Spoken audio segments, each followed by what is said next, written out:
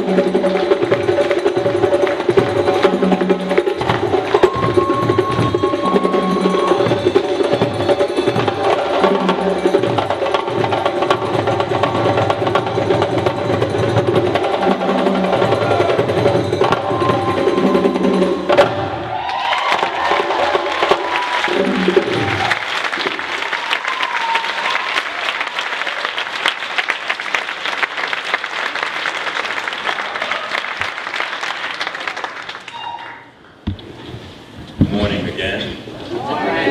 Thank you. Next up, we'll have Larry Daniels with our welcome. He is the manager of the Stanford L. Warren branch of the Durham County Library. Mr. Daniels.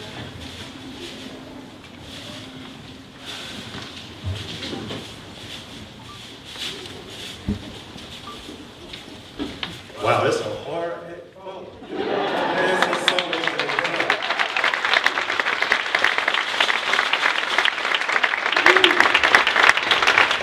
Y'all should have saw me back there. I was jumping up and down like get ready for a basketball game or something. So that was awesome. Thank you all for joining us for, can I call it the second annual African American Gardening and Horticulture Symposium program. I'm Larry Davis, the branch manager at Stanford L. Warren, and I am too a garden enthusiast, just like all of you. But this does not give y'all an invitation to meet me in the lobby and ask me about what's my favorite plant. Please don't do that. I'm just going to say it's the purple one. So whatever the purple one is, it's my favorite. Many of you may not know this, but it is a busy Saturday for the library. So I am honored that you all are here. Like the library, there's a classification for everybody. So everybody has their own thing. It looks like gardening is you all's thing. So thank you all for being here. The Durham County Library prides itself on connecting the community. And what this symposium aims to do is show the definition of collaboration, the importance of storytelling, and what we can do to add more positivity to the environment. I want to thank the sponsors, participants, organizers, volunteers, and especially you all that are here. Thank you so much for being here. Let's get into the habit of doing more of these things. It doesn't have to be a large scale. I'm saying this is all put our talents together and our passion, our best foot forward, and we can do some things around here. So let's get in the habit. Let's don't let this be the last time that we meet together, okay? And I want to leave you all with this. While we're here at this program, I want us to intentionally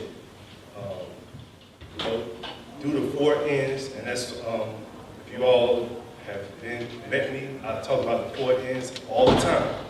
And the 4 N's is make sure that we are informed, engaged, encouraged, and inspired. Thank you all. Enjoy the show.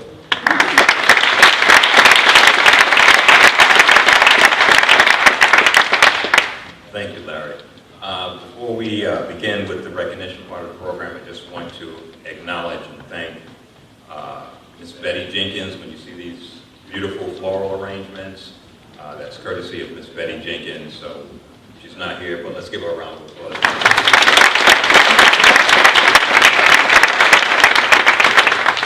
Right now, we're going to have our moment of recognition from the Durham County Board of Commissioners. We have on the program Nita Alam. She is en route, but in the interest of moving forward, and yes, Nita Alam's not here, but in her place, David Michaud with the North Carolina Botanical Gardens. Thank you, David. Thank you all so much for being here today. I have the distinct honor of honoring some even more honorable folks in the room with us today. So on behalf of Nita Alam, this is the proclamation for Pearl Friar Gardening Appreciation Day 2025. Whereas Pearl Friar, a native of Clinton, North Carolina, established the internationally known Pearl Friar Topiary Garden in Bishopville, South Carolina in 1984 to unite humanity around principles of love, peace, and goodwill, and inspiring the next generation of horticulturists and topiary artists. And whereas Pearl Friar attended North Carolina Central University, is a military veteran, husband, father, and friend to many, his personal life and exploits in horticulture epitomize the North Carolina Central University motto of truth and service. And whereas Pearl Friar's adherence to positive thinking, hard work, and perseverance, and an appreciation of nature and the outdoors have led him to be celebrated in numerous books, magazines, newspapers, and television interviews.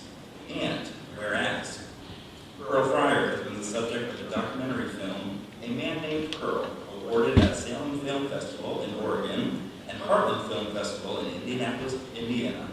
And whereas Pearl Friar has received awards and accolades from the Garden Conservancy, Ruth Foundation for the Arts, South Carolina State Museum Commission, University of South Carolina, Andy Warhol Foundation for the Visual Arts, the National Garden Clubs Incorporated, and other entities.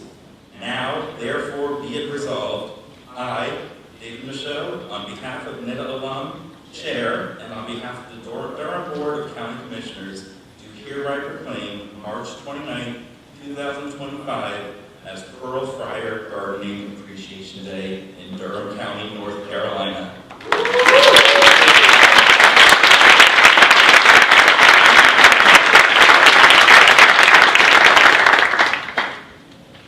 We're not done yet, folks. To receive that on behalf of Pearl Friar Topiary Garden, here's Mr. Ennis Bryant, the board chair.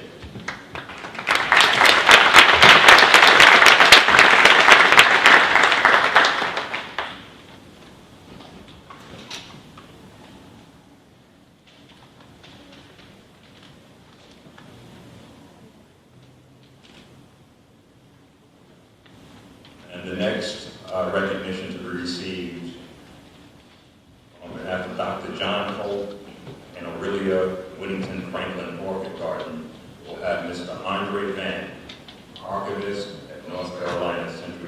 University and president of the North Carolina Central University Alumni Association.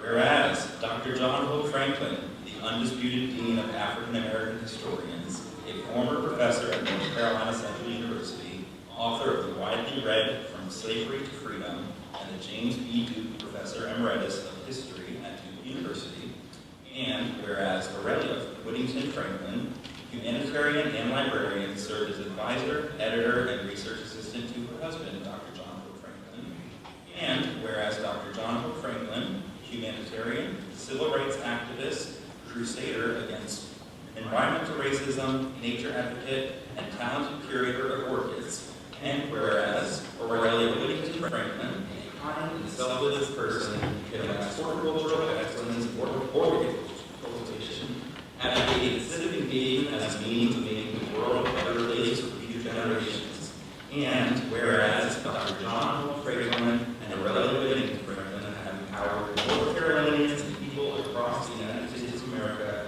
and the world to fight for racial equality, pursue educational opportunities, and to place a mirror on American life and injustice wherever it stands.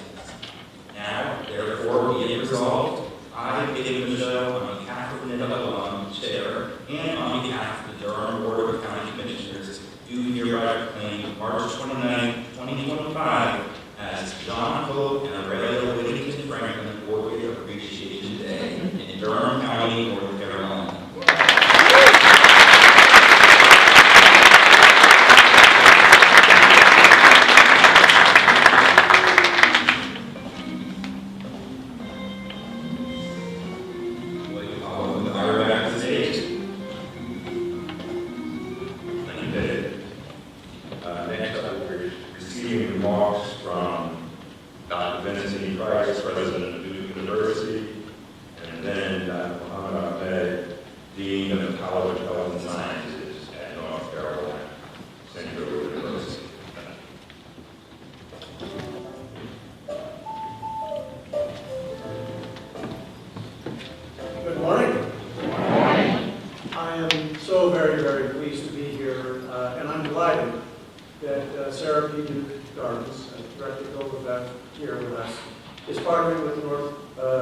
Durham County Library and the North Carolina Botanical Gardens to shine a brighter light on the history of African Americans who've made tremendous contributions to gardening and to horticulture. I'm also pleased to be here to recognize John Hope Franklin, who was a special member both of Durham and our communities. Professor Franklin's legacy as a preeminent historian has been widely established. She was Duke's first black faculty member to hold an endowed chair, and the John Hope Franklin Humanities Institute and John Hope Franklin Research Center at Duke's Rubenstein Library are both named in his honor. Beyond Duke, he chaired an initiative on race for President Clinton, provided counsel for Thurgood Marshall in the landmark Brown versus Board of Education Supreme Court case, and he wrote the defining text on African American history. And yet, for all of those incredible accomplishments, Franklin once said that one of his proudest moments was when the president of the University of Chicago named the Phalaenopsis John Hope Franklin Orchid in his honor. His wife Aurelia also has an orchid named for her. It was all very, very well deserved. Inspired by the orchids he saw while he was serving on the faculty at the University of Hawaii, Franklin became a dedicated cultivator of the plant, and every home that he lived in after that point had a greenhouse. In fact, it's been said that in part, his decision and motivation to move back here to Durham in 1982 was to have enough land to build his dream greenhouse, housing an incredible collection of 350 orchids. I was never able to see those, but Bill told me he did have that opportunity. Today's symposium will highlight many other horticultural contributions and influences from the African American community. And Duke is so very proud to help sponsor this event. I bring you greetings on behalf of the entire community and wish you all a wonderful day.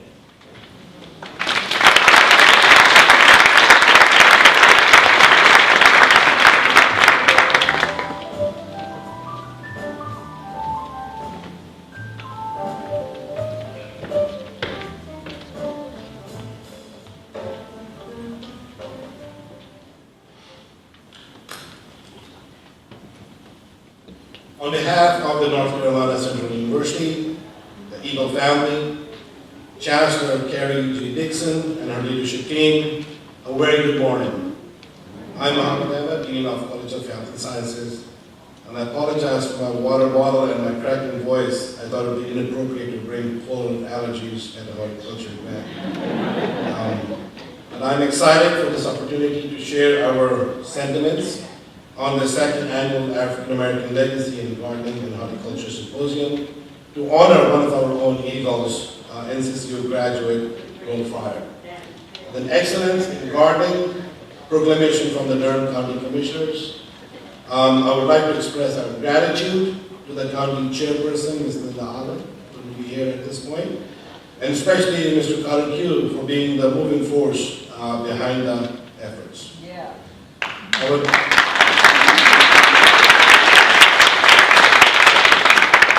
I would also like to acknowledge the continued support of Mayor Leo Williams for all things NCCU.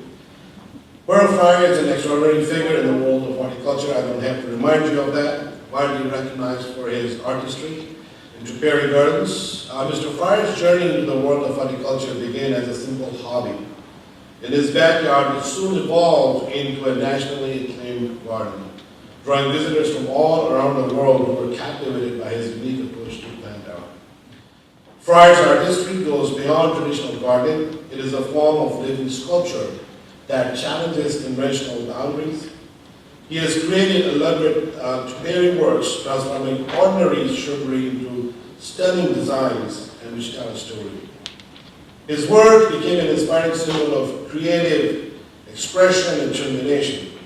His passion for plants and natural world became his avenue for overcoming adversity. His story is a testament to the power of passion and the importance of finding one's calling, even when the world may seem to present obstacles. Fryer's connection to his alma mater, North Carolina Central, NCCU, plays a significant role in his history, in his story. He graduated from NCCU, a university that has been a beacon of higher education and empowerment of generations of African Americans. Although his degree wasn't directly related to horticulture, his time at NCCU influenced his determination and broadened his worldview, reinforcing the importance of resilience and self-expression.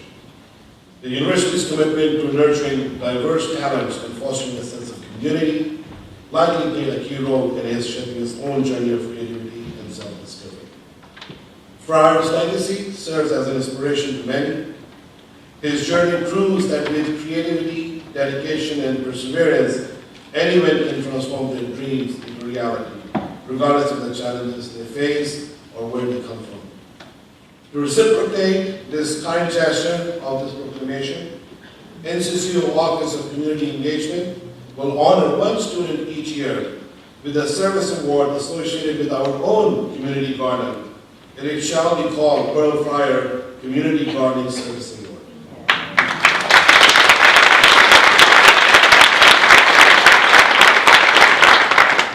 We would like to thank the organizers and the participants for this recognition, and leave with a reminder of the power of self-belief and the importance of embracing one's unique talent. And I must give a shout out to the drumming band. It reminded me of the mornings as a child I used to spend in Gambia, West Africa, in the markets. Those are the sounds of that. Thank you.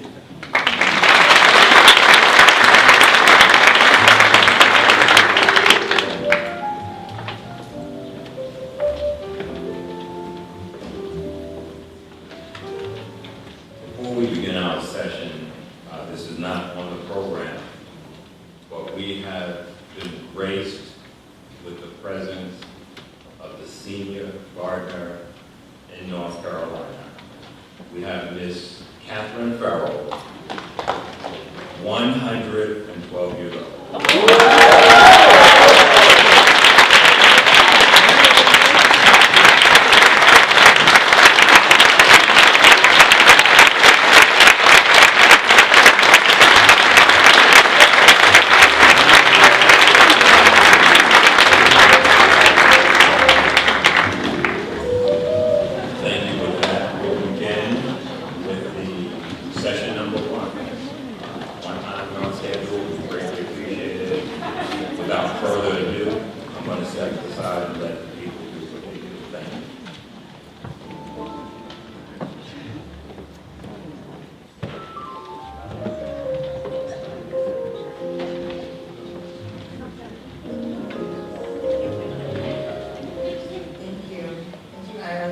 Good morning, everyone. Good morning. My name is Carol Hamilton, and I am the president of New Hope Bird Alliance, formerly New Hope Audubon Society. We are the Audubon chapter representing Durham, Orange, and Chatham counties. We're proud sponsors of this event, which is so closely aligned to our mission. We invite you all to consider participating in our bird-friendly habitat certification program, where we come to your place and advise how to make your property and best it can be for birds, wildlife, and humans. Our motto is improving habitat one yard at a time. It's my honor to be here today and to learn from the panelists and all of you and to revel in our common joys.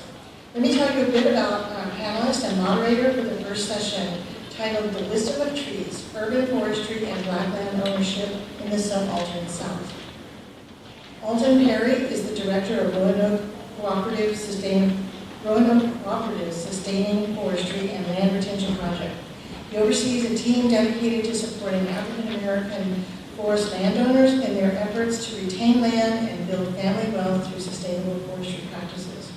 Alton is uniquely qualified for his role, having retired from 30+ years of service. I think, did I get that right? A long time in North Carolina Forest Service. He served in Wake County from 1982 till 2006 and was an outreach coordinator in the state office in Raleigh from 2006 to his retirement in 2012. If you'd like to come up. And Mr. Tyrone Williams is a third-generation North Carolina landowner and a nationally recognized tree farmer with the American Forest Foundation's American Tree Farm System. He's also the owner of 14 Acres Farm in Enfield, North Carolina. He operates with his wife Edna and sons Trevelyan, Tremaine, and Tyler. Michael Gibson is a self-taught topiary and property artist who is internationally recognized for his unique and whimsical style. He's a North Carolina landscape professional with over 20 years of experience and was featured contestant on HGTV's Clip with Martha Stewart. Gibson is featured in the book The Tree Collector's Tales of Arboreal Session. I can't wait to read that. Why don't you come on up? And our moderator for this session is Mr. Darrell Stover, the head of the North Carolina Museum of Natural Sciences Grant Program, and he's a faculty member at the North Carolina State University. He's also a poet, naturalist, cultural historian, and an avid bird watcher and science communicator, committed to sustaining our planet and its biodiversity for future generations. Thank you all, and Darrell, if you come up, I will let you to it. Thank you.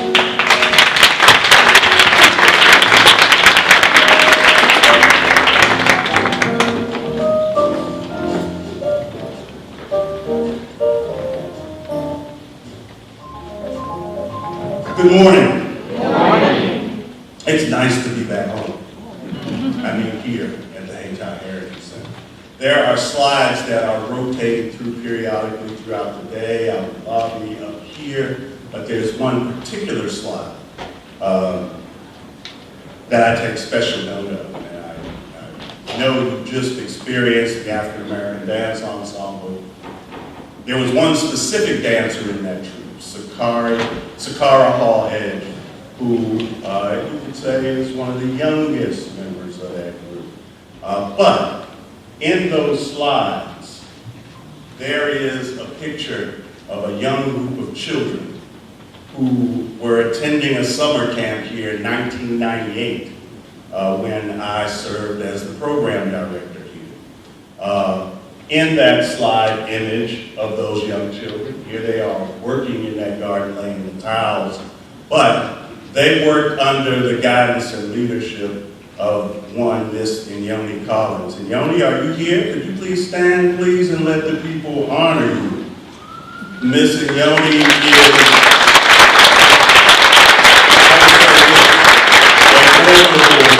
outdoors woman, scholar, intellect, gardener, ad infinitum, but she worked with those kids to plant that garden over 25 years ago.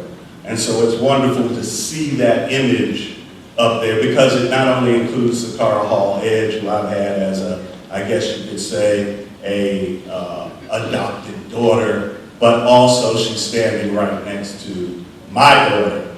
Both of them are in their 30s. They both continue to dance traditions. My daughter is in Savannah, Georgia. So this immersion continues because my granddaughter approached me one day and said, Baba, I want you to teach me about trees.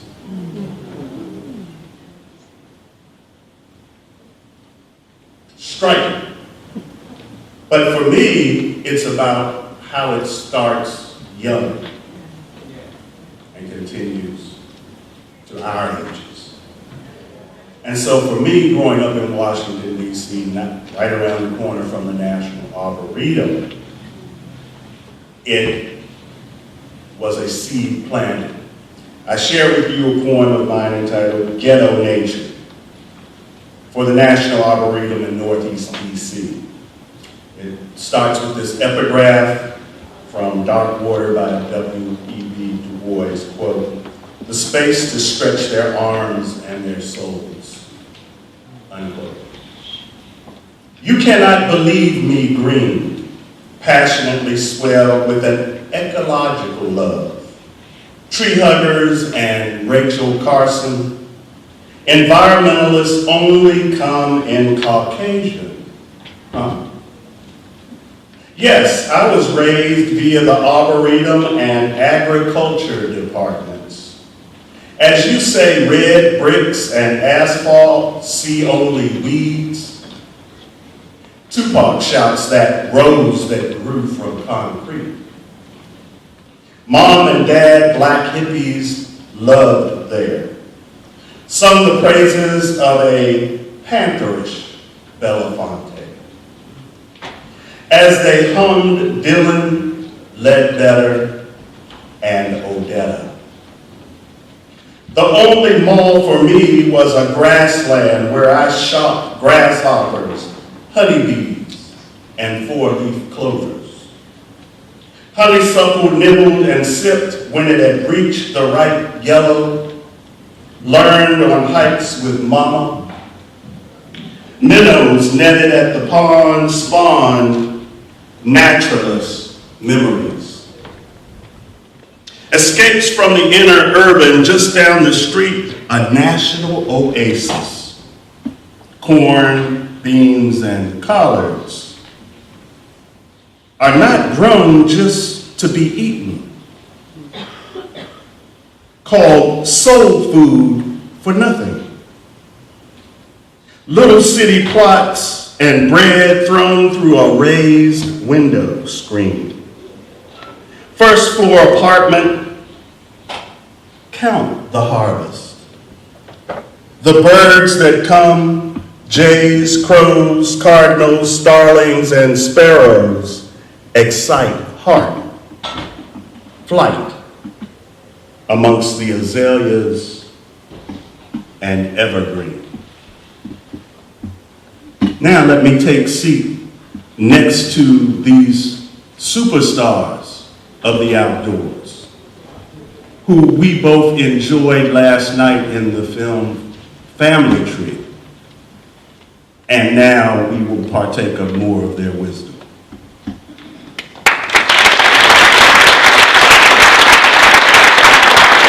Good morning, gentlemen. Good morning.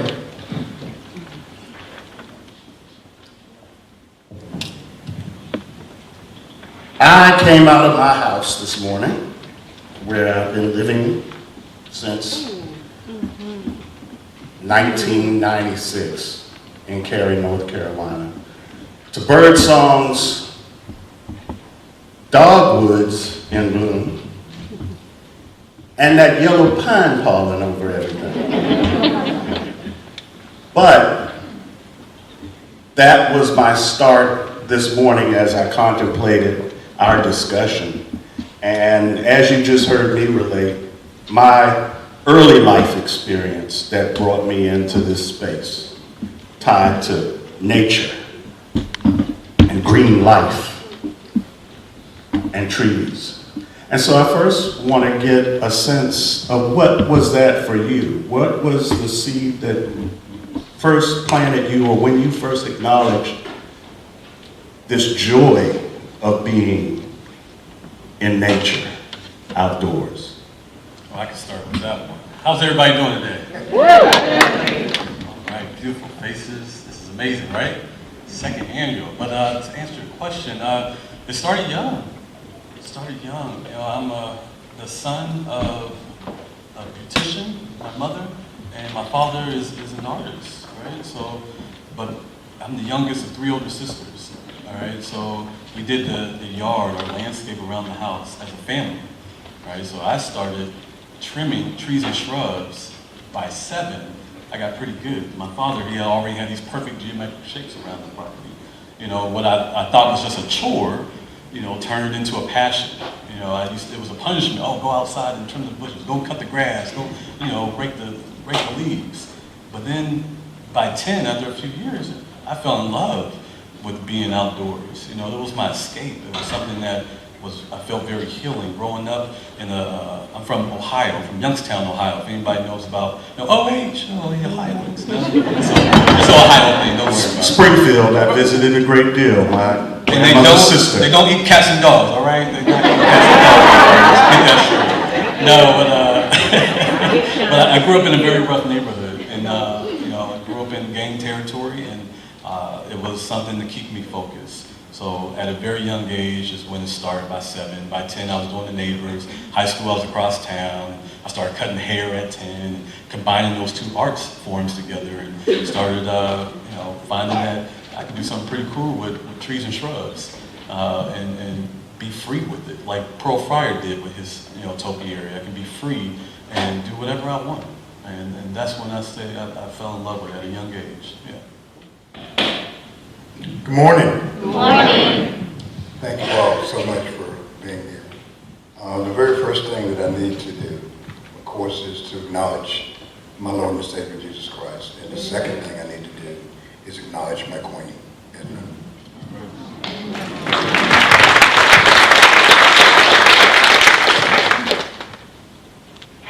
So, a 9-year-old who was helping to put up a fence with a 70-some-year-old, and we weren't making much progress. That was my grandfather, Tessie Williams, who purchased his first piece of property in 1916. And our family farm is 108 years old today under family ownership.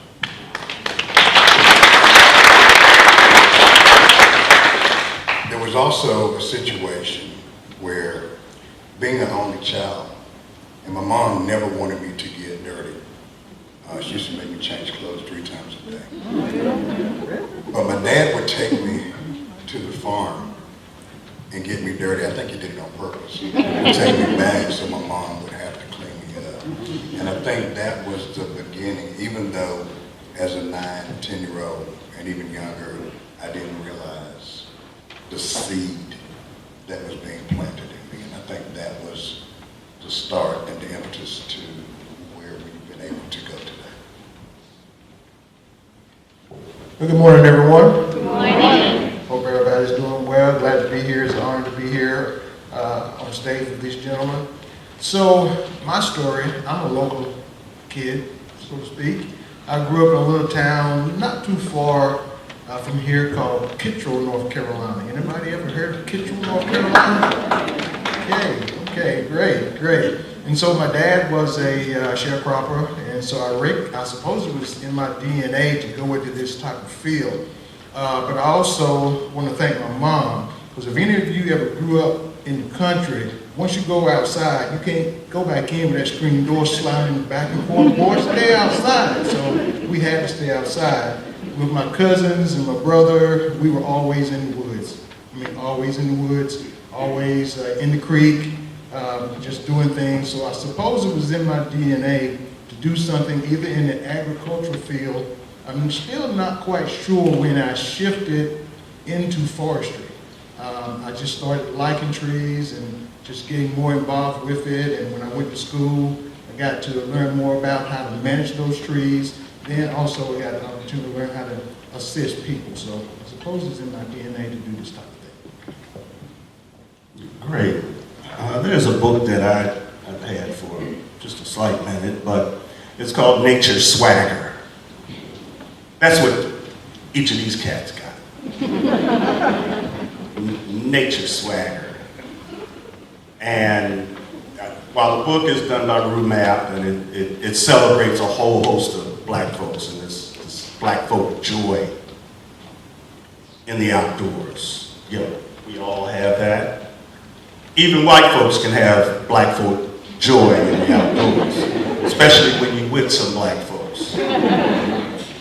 But I say that to say that there are challenges. As we know, we can talk about Christian Cooper and his experience in Central Park, birding. We've all heard that, we saw that.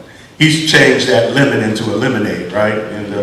With a whole streamed documentary about his immersion and love of birds. And I share that, as you heard in the introduction. I'm an avid birder. But that challenge of being outdoors as a black person is something that many of us may not have experienced because we haven't gotten outdoors enough. And it might be because of a challenge that one might meet. And I don't know, has that ever been an experience of either of you in being outdoors, where someone challenged or has taken an axe to maybe a tree that you truly loved, or maybe did not recognize your wisdom in that space? Yes, that's deep. Let me see if I can unpack that a little bit. So, the perspective I'm coming from is my challenge being an African American in a white male-dominated profession. So, as was read about my bio, I started with the North Carolina Forest Service. Actually, before then, when I went to Wayne Community College in forestry, there was like 15 of us. I was the only person of color in that group. Then when I went to work for the North Carolina Forest Service, I was 1% or 2% of almost a 700 employee workforce. And as I worked with landowners throughout the counties, or the county I was assigned to, it was pretty evident that I was not assisting many African American or landowners of color. And so that challenge was, we got to do something to inform our folks, to get them to the table, to ensure that they understand too that there are resources out there for them to manage their forest land. But before that, even to give them the empowerment to know that their forest land means something. Oftentimes with small landowners, and I see it with African American landowners, they feel like their land doesn't matter. When you talk about forest land, they know it as woods. So they say, I've got to have 1,000 acres, I've got to have 2,000 acres before it makes a difference. No, you don't. Whatever you have makes a difference. So my challenge was to make sure, as I became outreach coordinator, to make sure that I got into our communities, and assist those landowners and bring them to the tables to have an opportunity to engage with the USDA services, get financial assistance, technical assistance, to implement practices on their forest to keep their forest healthy and resilient and productive as well. So I guess for me, how this sort of started, I would ride, along the countryside, and I would always see these beautiful stands of trees, perfectly planted rows. We didn't have those on our property. And for the most part, African American properties that I passed, we didn't have them. And I started thinking, I want those on my property, because that looks really, really nice. And so we went through a process where, with the help of the Sustainable Forestry and Land Retention Project, where we had to have some site preparation, extensive site preparation work done. This was really interesting and really sort of comical to me, because we had to have an aerial spray done. So the helicopter came in, and in a small rural community in Halifax County, whenever a helicopter starts flying, your neighbors start driving up. And so we had these line of cars, which were mostly white landowners and mostly white folks. And what one of my neighbors told me later was that what they were saying was, I knew that guy was growing marijuana out there. But we were prepping to have those trees done.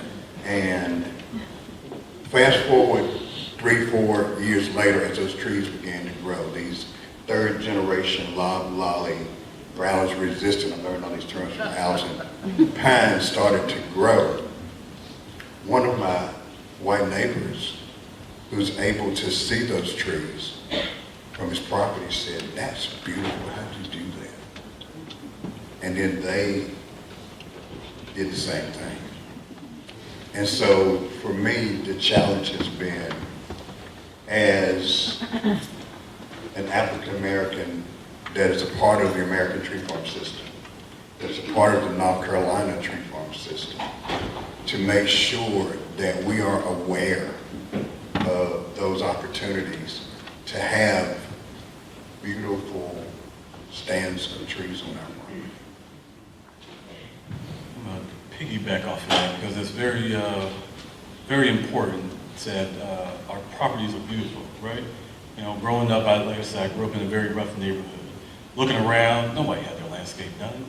Just in the hood, you're not worried about the landscape. You're not worried about the grass and flowers. So my parents were very intentional with having a beautiful property. We made sure that our property stood out, right? But to extend to that, and kind of answer, have I ever been challenged in a way? We're all in this unique space, right? In this 1% space that we occupy as Black people, and the industry of just horticulture in general. Agricultural, horticulture, there's just, and you'd be surprised, you're like, what do you mean? No, there's just not a lot of Black people that actually work. You go to botanic gardens, and you may see some workers, but the people in charge, they're not the ones that look like us, right? So starting out, wasn't my career goal to be a topiary artist, right? It was, I was into sales for years. I did door-to-door sales, and I got used to getting doors slammed on my face. That's fun, right? Yeah. Getting used to the no. But it just made me more confident. But I took what I learned from the sales side of it, and I would just go randomly into neighborhoods and just start knocking on doors and telling them that, hey, I like your trees and shrubs, I can do something with those, right? I was able to sell, and then as a Black person going into the suburbs, knocking on random people's doors, a lot of people weren't answering. A lot of people were looking out the window, and I remember this one particular neighborhood, I probably knocked on maybe, 50 doors. No. People weren't even answering. Like, I got cards, I got a shirt that got my logo on it. It's like, no, I don't know who you are. Who sent you over here? I already got a guy. It's like, okay, cool. But there was this one couple in the neighborhood, these wealthy black people, that gave me a chance. And it was so funny because the same doors that I knocked on and said no, after I did that couple's property, the next door neighbor came over and said, hey, can you do mine? People that said no across the street came back over. Hey, can you do mine? The people next door to them. And next thing you know, I did the entire block of this particular neighborhood. And I went out on an initiative to want to beautify my hometown in Youngstown, Ohio, because I felt that beauty should be everywhere. It shouldn't be just be in the suburbs, right? Where I'm going, I would take those funds, and that I was, getting from these suburban homes, come back into the hood, and charge pennies to my neighbors, charge pennies to my constituents that, I grew up into my community. So I'm from the south side, 3400 block up the hill, right? You got to be specific. We can talk about Youngstown, right? It's not a place, right? I'm from 3400 block. It's a difference, right? But it's a difference, all right? So, but I made sure to, put most of my work on the south side. I'm on a mission to create 330 topiaries to model our area code 330, right? Yeah, it's crazy. 330, y'all. 330. You get that? 330. 330. 330. It's gonna sound very good. I wanted to do something advantageous. I wanted to do something that was, help change the narrative. We were known as, murder capital and, the violence and the blight and mob town, right? I wanted to change that narrative and say, well, if I can put all this beauty, I can create more peace, peaceful environments, right? And maybe it can cut down on this violence. And people can start looking at Youngstown in a different way. Well, when I started out, people weren't going, very supportive. You want to do what? 300, why don't you just do 50? How about that? And it wasn't people that looked like me, right? People that were supportive, obviously, were a lot of people from my neighborhoods and people from the south side. Like, yeah, come on, let's go. How much? Well, I don't know about that, but I've lowered the price and make a way. But it took me 6 years. It took me 6 years, and in May of 2020, I created my 330th topiary around Youngstown, Ohio. Right? Isn't that something? That's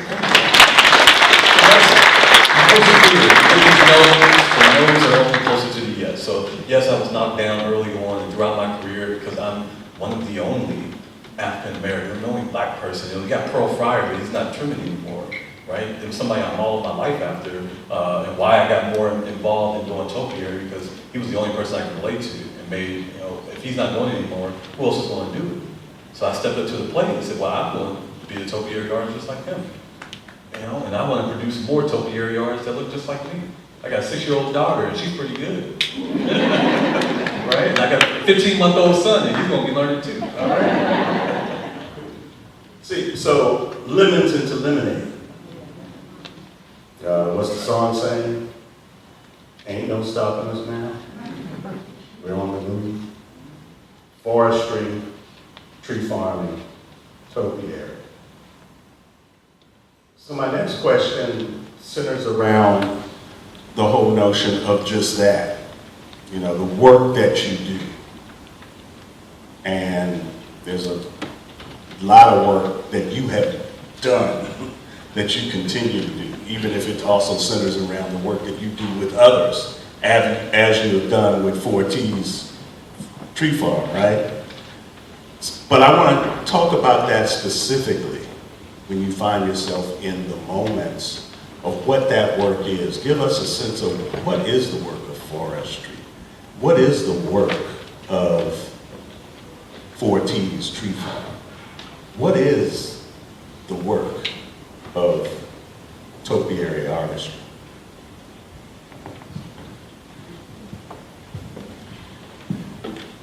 So the work of 14 Acres is a love of family and a love of our ancestors. As I mentioned, my grandfather bought land. He bought 38 acres in 1960. That was a great feat for anybody during that time, but particularly for an African American. Some 6 to 8 years later, he bought 100 acres. My grandfather farmed. My grandfather was also an entrepreneur and had a store on his property. However, my grandmother, Roxana, was the driving force behind all of this. I do remember as being a very young child, my grandfather sold 1 acre of land to his best friend to put a house on. And my grandmother had a hissy. And he never sold another piece of land to anybody. I think the work of 40 acres is a part of the larger Williams family farm. Our farm is still 195 acres to this day. A majority of it is, to give you a sense, the majority of it is leased out to a tenant farmer. About 107 to 111 acres, about 80 some, 90 some is actually in trees. 40 acres itself is 45 acres. And that name, of course, comes from the 40 acres and a mule that African Americans were promised after slavery.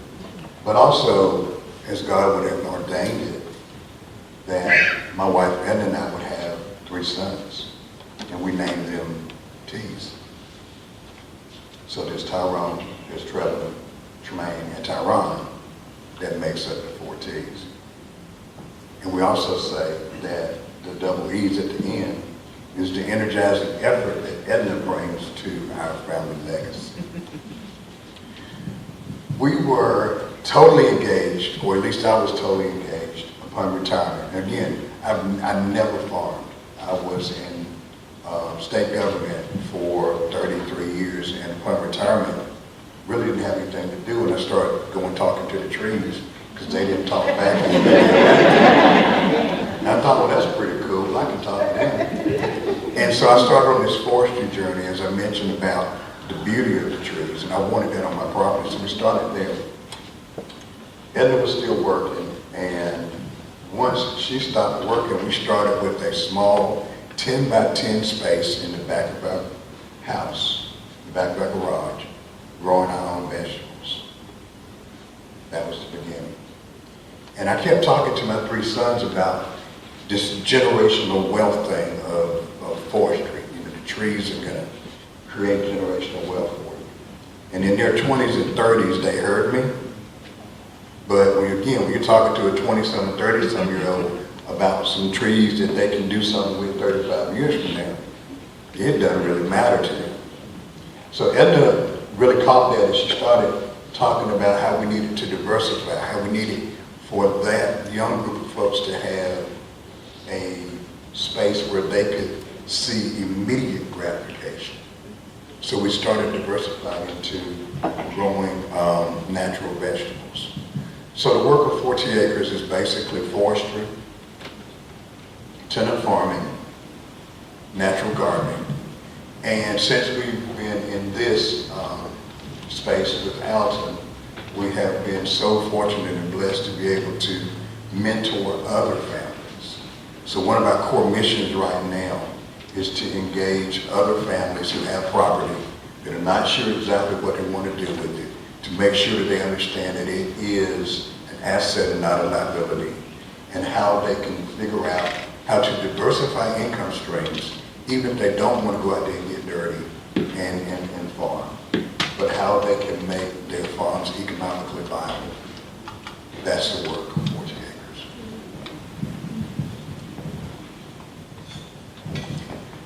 Well, so the work of the Sustainable Forestry and Land Retention Project comes about through a partnership that they too saw the disproportionate opportunities for African American landowners to engage conservation, forestry, sustainable forestry practices. So in 2012, the partnership of the U.S. Endowment for Forestry and Communities, the U.S. Forest Service, USDA, and also USDA, the Natural Resources Conservation Service, wanted to bring together this theory of change through a partnership, and was around the question of what if.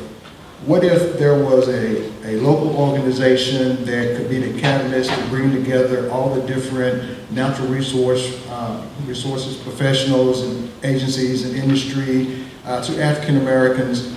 Would they engage? Would they begin to take part in USDA programs, other forestry and conservation related programs? Would they begin to address issues around estate planning and also, which is legacy planning as well? And so we were given, Roanoke Cooperative, which is a rural electric co-op. They recently dropped the name of electric in their title because they do a lot other things than just service electric to their membership. And so we were given, there were 4 sites chosen to test this theory of change. And so our job was to bring together all these agencies and educate landowners, and they just wanted us to move the needle somewhere. The landowner didn't have to complete their journey of objectives, but they wanted them to move somewhere. And within that 30-month period, it was pretty evident that this model would work. The Roanoke Cooperative, along with the Center for Heirs Property in South Carolina, Charleston, South Carolina, some of you may be familiar with, and also an organization in Alabama, the Southern Cooperatives. And so through education, because we hear it so many times, and let me put an overarching concept there too. I love trees, I love our forests, regardless who owns them, of any demographics, because you matter in all the different challenges we are facing with our climate today. But it's pretty evident that when you go to a workshop and there's no diversity there, it's all older white men. I mean, let's just be real about it. Okay, we're in church, we need to be real about it. So we got to make a change. And so the project would go out into the communities, start talking with landowners, and we started to bring in African American landowners to our project. When we started this back in 2012, we had 0 landowners in our project. Today, we have over 400 landowners in our project.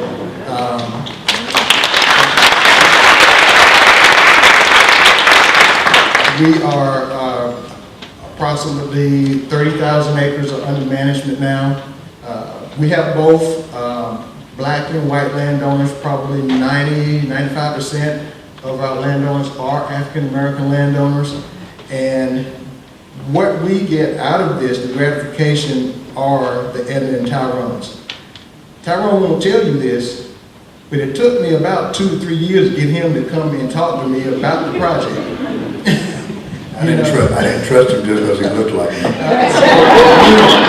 That's the thing, you have to gain the landowner's trust. And with our staff who are in here today as well, you probably meet some of them. It's really about gaining trust. If you do what you say and say what you mean, you can gain people's trust. And if you are consistent, and if you make a mistake, just own up to it. Just own up to it. Just own up to it. Got my mind went somewhere else. I don't know. But anyway, just own up to it. But that's the work. The love of seeing people who come in, who are timid and not sure about what they want to do with their property, and they come out the other end engaging with these agencies, getting things done on their properties, and also leading other landowners through that process because they now become mentors. That's beautiful. Beautiful. Yeah, you guys are doing some wonderful work. What is topiary? Just so everybody understands, topiary is the art of trimming trees and shrubs into any shape. I believe some memory just has been rolling behind my head, some of my work, the topiary creations I was able to create. But topiary is so much more than trimming trees and shrubs. I travel the country as I would say I'm the leading educator on topiary in the country, of any demographic. There's no one doing what I'm doing in the country. I mean, I go from Seattle to Tampa. I'm somewhere every month, and I'm educating people on the art, and not just the art, but the therapeutic benefits of topiary. Because, I mean, all gardening is therapy, right? You know, our ancestors sang, they were happy, you know, it was horrible conditions, but they made it work, right? They were singing, they were, you know, a release to all the horrible things that were going. They beautified, especially in the South. All the botanic gardens are plantations, right? You know, they're all. So who started all those beautiful botanic gardens? We did, right? We tended to those lands, and you know, so that was like the beginning. That's something that I draw on, and beautifying the land of the world. You know, I'm willing to go anywhere, but. It's so much, it's very important to me to be in this space because not only is no one talking about the beauty of topiary, what you can do with it and the benefits of it, you know, but I want to leave this legacy that people that look like me, you know, like I said, my children are the next generation, right? So I'm going around doing topiary therapy workshops, you know, for all ages. I'm teaching people how to create topiary, starting from a small shrub, you know, and you know, over 2 hours we cultivate, we explore this space of this unknown that a lot of people come in all, you know, timid. I'm sure if anybody here, has anybody ever trimmed a tree before? Right? Yeah, like, you know, well, everybody's a topiary artist here then, right? By definition, but there's levels to it, right? And that's exactly how people come in. They're timid. They're like, oh, I can't do this. Oh, they're so doubtful. But I walk them through the process and get them to understand that anybody can do topiary. Anyone, any age can do topiary. This lovely elder, she's 112 years old. She can go out there and do topiary. I bet she's done some topiary in her life. She's trimmed some beautiful, some hedges back in the day, right? Yeah, I'm sure you have. Yes, ma'am. But yeah, topiary there's a lot that you can do with it. So educating people, doing lectures, demonstrations, showing the possibilities and how free you can be. You know, yeah, I started when I was 7. I've been doing this for 31 years. I just never stopped. You know, by 10, I learned how to cut hair. I started doing my neighbors. High school, I was all across town. My 20s, I started getting really inventive and realizing that I'm an artist myself. I've won awards for pictures and stuff, but you know, I realized that I could sketch something out and put it on paper and put it into a tree and a shrub, you know, and that changed the game. And then I realized that I can envision this, you know, I can see the future. I can plan this out and see this blank canvas. And these are things that I go forth and teach others about. Because everyone needs to know about topiary and how it's a catalyst for healing. You know, I grew up ADHD, right? I took medicine.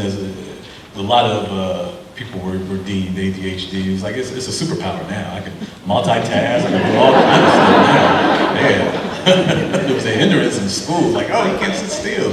Now property, I'm all over the place. Yeah, it's like, start this and then go over here and do this. You know, it helps. It helps. But it's something that calms me down. I would say I'm one of the most patient people you ever meet.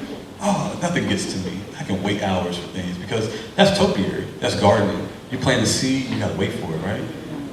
Topiary, you gotta look 5, 10, 15 years down the line. You know, it's not something that just is instant. Yeah, I can make some cool designs, you know, that looks good right now, but I'm thinking 5, 10, 15 years down the line. What is this gonna look like in year 20, right? You know, that's what, when you were speaking to those loblolly pines, it take a long time. 30 years for them to get 30 feet.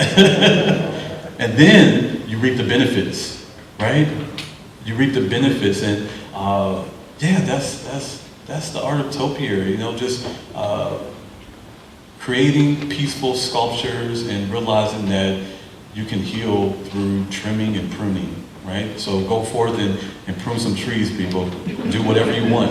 Don't follow a doctrine, you know, just be free. You can make any shape. Any shape is a topiary, okay? Don't think it has to be round, it has to be cute, you know. Look at this work I've done, right? It could be anything you want. That's topiary. I have this one last question for you, and then we'll take a few questions from the floor. I, like Carter Q, believe in the power of the document, power of documentation and archive. Actually, there's the Forest History Today, and there's actually an article in this particular issue from 2018 Mr. Pinkett, who was a major African-American archivist. But one of the things that he did was he wrote book reviews for this very same periodical and others that situated themselves around agriculture and gardening. Now, he started out primarily focused on Black history as the key example, working closely with the National Archives. But he transitioned there. The organization that publishes this has here the Forest History Library. So I'm going to say, anytime, Google that and go visit that space and place. Everybody, black, white, Latino, whatever the mixture is, male, female, ad infinitum, get out to these spaces that are engaged in our natural resource. And then, as documented, this week's earlier Washington Post, and my wife brought that one from home on Tuesday when she caught the train back from being up in DC. But there was this article, why the trees in my neighborhood keep disappearing. And he lists several types of trees, inclusive of the willow oak. And so this is my last question. First off, specific species, that's the science communicator, and you've referenced loblolly pine. But what are the significant species of plant or trees that you've engaged? And we sit in a city, we sit here in Durham, and are there some lessons for the denizens of the city? And you come out of the city, so there's probably a whole lot you can say to this regard, as you said.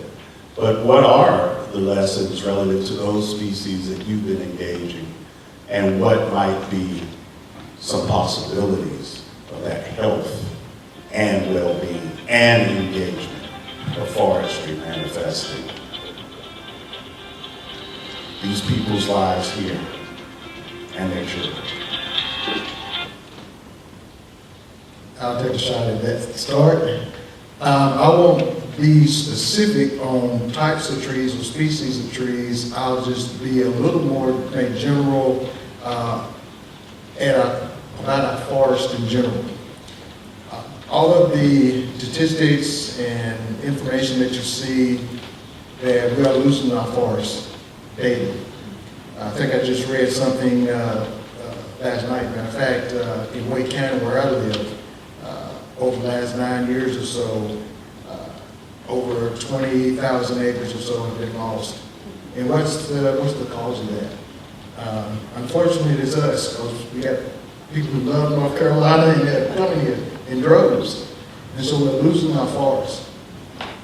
And our forests are so important to us, all the different benefits that we get from our forests, from clean air, clean water, reduction of soil erosion, wildlife habitat, that type of thing, and also income.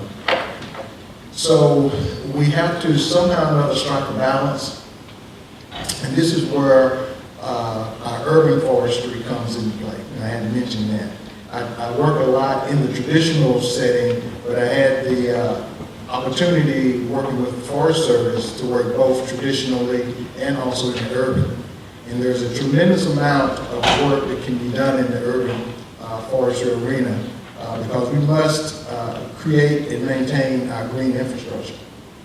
And it's whether, okay, you do move, we do have development, we lose those forests, but you as a town official, a government official, city official, can put things in place that will help create that green infrastructure.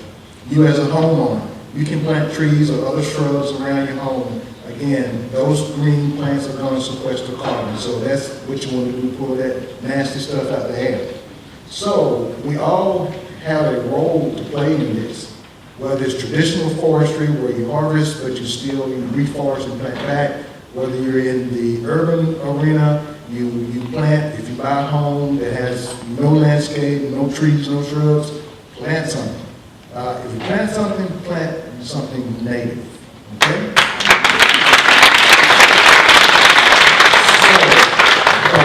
lot of benefits of planting things native.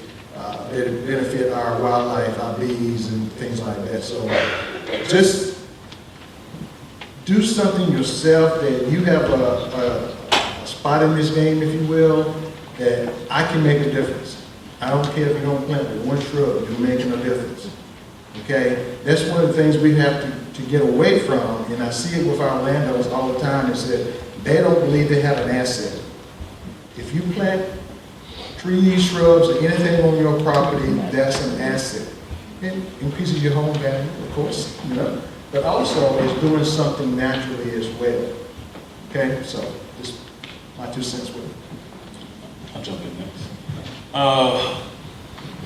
You know, you're so right. When planting trees or shrubs around your property increases the home value, right? The property value, but it's that curb appeal, right? It's not just planting them. Think about doing something creative with those shrubs, creating a topiary. That's going to increase your property value by more than 15%. If you're thinking about selling that house, what's the first thing you look at? The outside. What am I going to have to do here? You know, oh, that's a nice landscape. I don't even need to see the house, right? I can work with this. It's already set. That's something that's very important.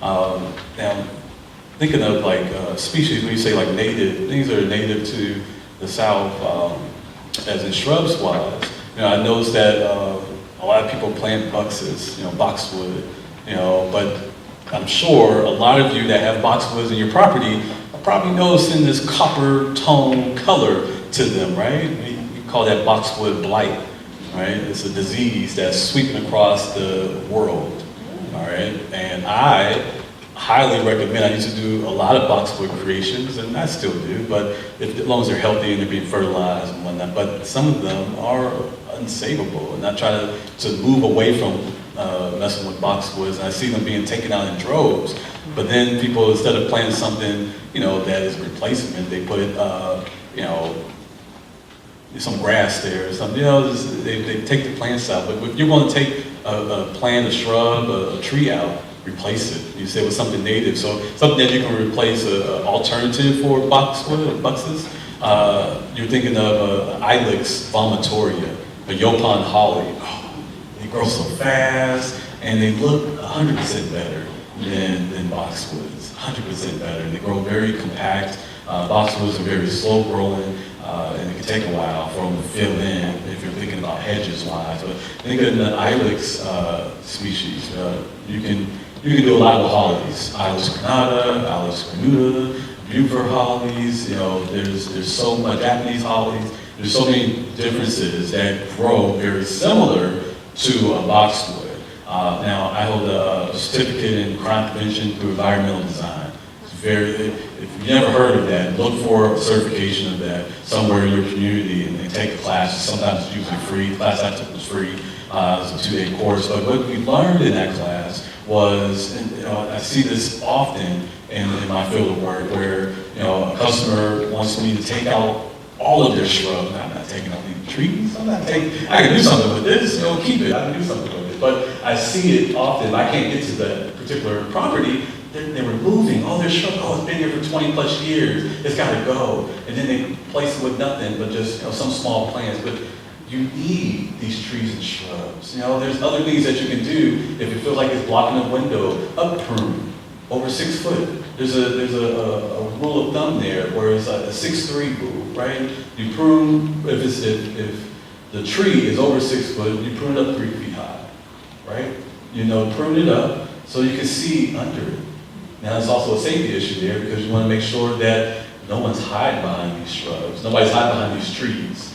So you can see legs, you know, so it's like behind that tree. That's a safety precaution, right? It's something that, as a homeowner, you probably don't think of. You just want to rip the entire tree out, but you can save that tree, and like Alton said, it's helping with the carbon, right? It's removing the pollen, right? It's increasing the air quality around your property. You feel like you have a lot of allergies, plant more trees. Plant more shrubs, plant more plants, right? And that, I think I'll leave it there, right? Yeah. As time is moving on, I am going to take my almost till 11 because I started 5 minutes late. And the session was supposed to go from 10 to 11.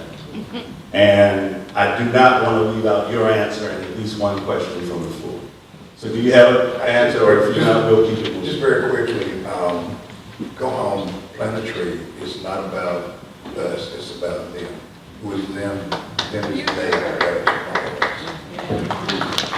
Sure.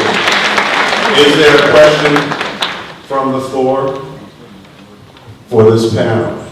Then I want you to thank this wisdom here, all three of these gentlemen. With a big round.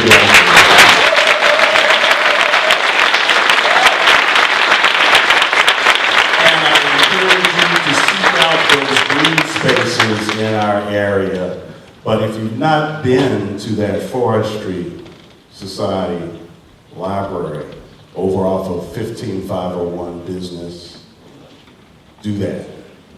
And then, of course, I'm looking to probably set up a bird walk from here on May 31st in conjunction with Black Birders Week.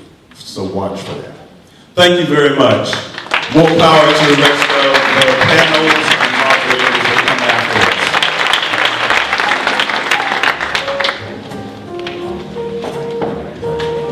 Thank you, thank you. We're going to take a